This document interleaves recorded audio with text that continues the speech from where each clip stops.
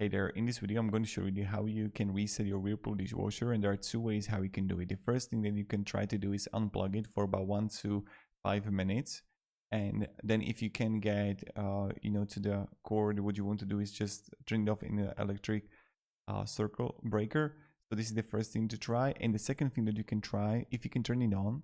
So turn it on, but you don't want to have any cycle running.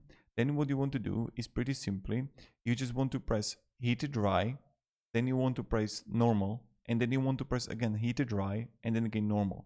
So press the heat to dry and normal buttons one after another twice. After entering the correct button sequence, the control panel should light up as the dishwasher begins to reset. So again, what you want to do is press heat to dry, normal, heat to dry, normal.